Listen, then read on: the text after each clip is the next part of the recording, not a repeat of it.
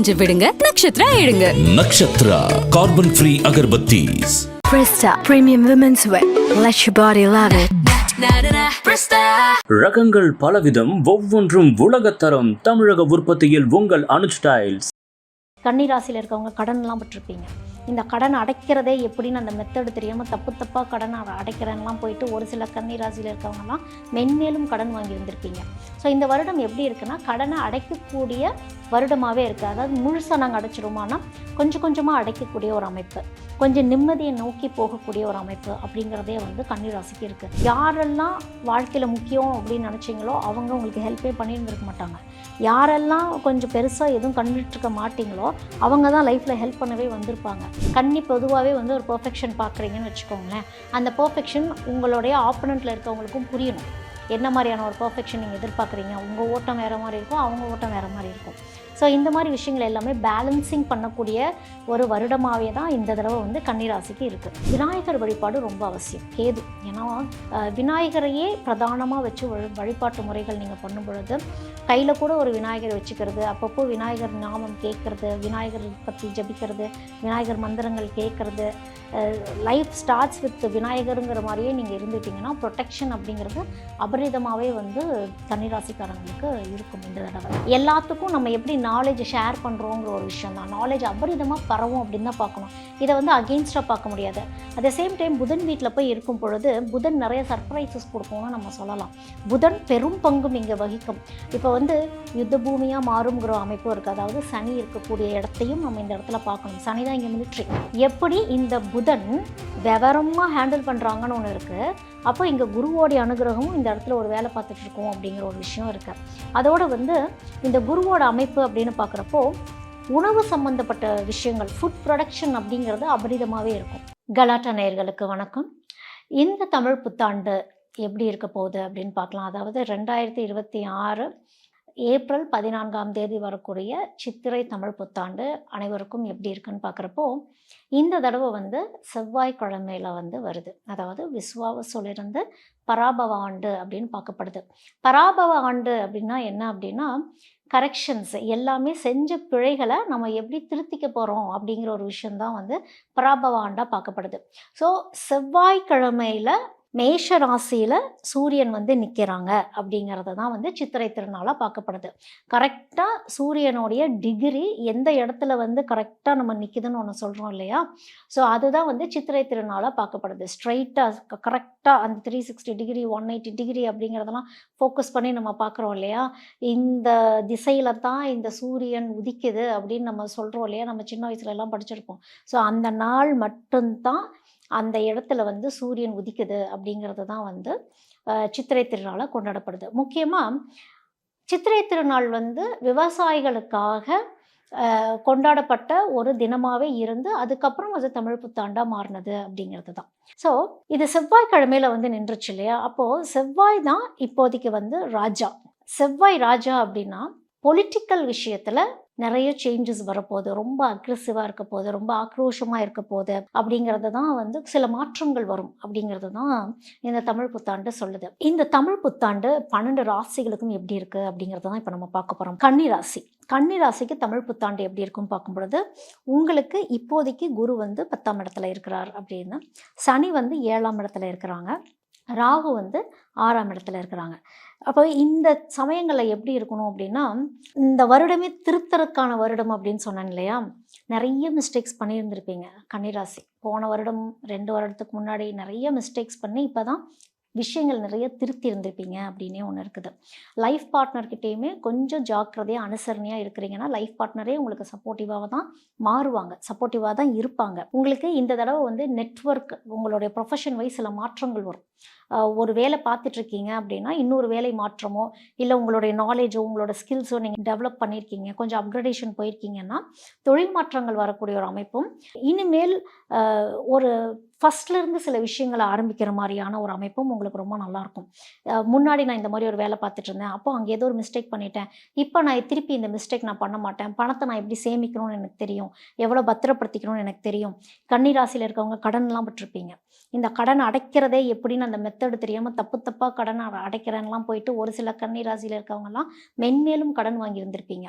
So இந்த வருடம் எப்படி இருக்குன்னா கடனை அடைக்கக்கூடிய வருடமாகவே இருக்குது. அதாவது முழுசாக நாங்கள் அடைச்சிருமானா கொஞ்சம் கொஞ்சமாக அடைக்கக்கூடிய ஒரு அமைப்பு, கொஞ்சம் நிம்மதியை நோக்கி போகக்கூடிய ஒரு அமைப்பு அப்படிங்கிறதே வந்து கன்னி ராசிக்கு இருக்குது. உங்களுடைய நெட்வொர்க்ஸ்லாம் கொஞ்சம் கரெக்டாக நீங்கள் யூஸ் பண்ணிக்கணும். இந்த டைம் பீரியட் எப்படி இருக்குன்னா யாரெல்லாம் வாழ்க்கையில் முக்கியம் அப்படின்னு நினச்சிங்களோ அவங்க உங்களுக்கு ஹெல்ப்பே பண்ணியிருந்துருக்க மாட்டாங்க.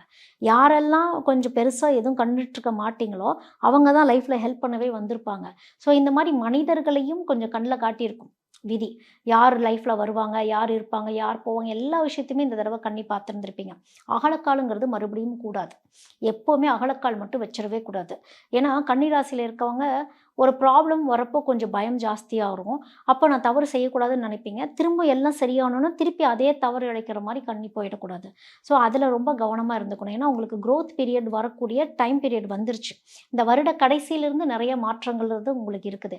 இன்னும் சொல்லப்போனால் ஒரு ஆகஸ்ட் மாதத்துலேருந்தே சில விஷயங்கள் எல்லாமே உங்களுக்கு கிளியர் ஆக ஆரம்பிச்சிடும். ஒரு ஸ்டெப் பை ஸ்டெப் ஒரு க்ரோத் அப்படிங்கிற மாதிரி தான் கன்னிராசிக்கு இருக்குது.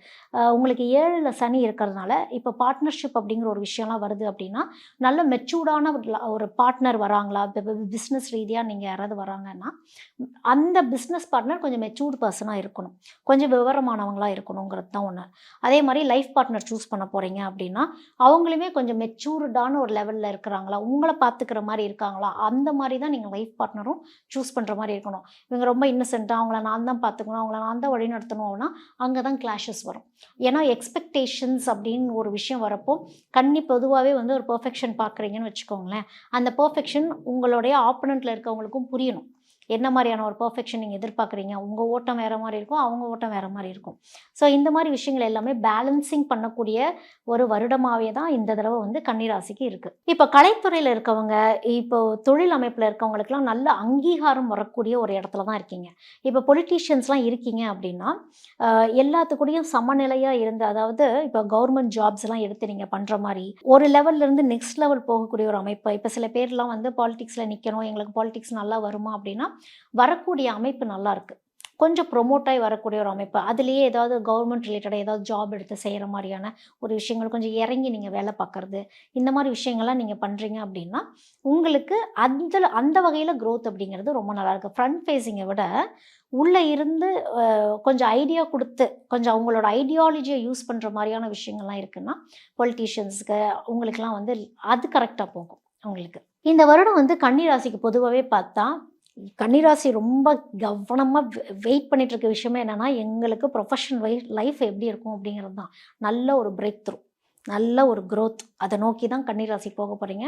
அதில் எந்த மாற்றமும் கிடையாது, க்ரோத்தாக தான் இருக்குது. விநாயகர் வழிபாடு ரொம்ப அவசியம். கேது, ஏன்னா கேது நிறைய பாடங்கள் உங்கள் வாழ்க்கையில் சொல்லி கொடுத்துருப்பாங்க பொழுது விநாயகரையே பிரதானமாக வச்சு வழிபாட்டு முறைகள் நீங்கள் பண்ணும் பொழுது கையில் கூட ஒரு விநாயகர் வச்சுக்கிறது, அப்பப்போ விநாயகர் நாமம் கேட்குறது, விநாயகர் பற்றி ஜபிக்கிறது, விநாயகர் மந்திரங்கள் கேட்குறது, லைஃப் ஸ்டார்ட்ஸ் வித் விநாயகருங்கிற மாதிரியே நீங்கள் இருந்துட்டிங்கன்னா ப்ரொடெக்ஷன் அப்படிங்கிறது அபரிதமாகவே வந்து கன்னிராசிக்காரங்களுக்கு இருக்கும். இந்த தடவை சந்திரன் இருக்கக்கூடிய அமைப்பு, சந்திரன் தான் வந்து விவசாயத்தை சொல்லும், விவசாயத்துடைய நிலைமைகள் என்ன அப்படிங்கிறத சொல்லும். விவசாயம் செழிக்கும், அதே நேரத்தில் விவசாயம் சம்பந்தப்பட்ட விஷயம், அதாவது பொருளாதார ரீதியாக சில ஏற்ற இறக்கங்கள் அந்த மாதிரி விஷயத்தையும் நம்ம பார்க்க போகிறோம். உணவுக்கு ஒரு சில இடங்களில் தட்டுப்பாடு வரக்கூடிய அமைப்பும். இந்த சந்திரன் இன்னொரு விஷயத்தையும் என்ன சொல்லுன்னா ஒரு சில இடங்களில் அபரிதமான வெள்ளம் வரக்கூடிய ஒரு அமைப்பு, பூமி பேர்ந்து தண்ணி வரக்கூடிய அமைப்பு. அப்படியே இன்னொரு சைடில் பார்த்தீங்க அப்படின்னா வறண்டு போய் எங்கே தண்ணி வேணுமோ அங்கே தண்ணி இருக்காது, எங்கே தண்ணி தேவையில்லையோ அங்கே அதிகமாக தண்ணி திரண்டு வருது. அப்போ மக்கள் எந்த அளவுக்கு வந்து ஒன்று கூடுறாங்க அப்படின்னு பார்க்குற ஒரு விஷயம். அதோட மிதுனத்தில் போய் குரு நிற்கிறார் அப்படிங்கிறப்போ புதன் வீட்டில் போய் குரு இருக்கிறாரு அப்படிங்கிறப்போ புதனுக்கும் குருவுக்கும் அப்பப்போ ஆகாதுன்னு ஒன்று இருக்குது, இன்னும் சொல்லப்போனால் ஆகாதுன்னே இருக்குது. அப்போது இந்த புதனும் குருவும் சேரும் பொழுது என்ன அப்படின்னா புதனுடைய குணாதிசயம் என்ன? புதன் வந்து ஒரு பிஸ்னஸ்மேன் மாதிரி, குரு யாரு? வழி நடத்துகிறவர் அப்படின்னு ஒன்று இருக்குது. அப்போது படிப்பும் அதோட ஒரு டீச்சர் மாதிரி ஒரு அமைப்பு நம்ம வச்சுக்கலாமே.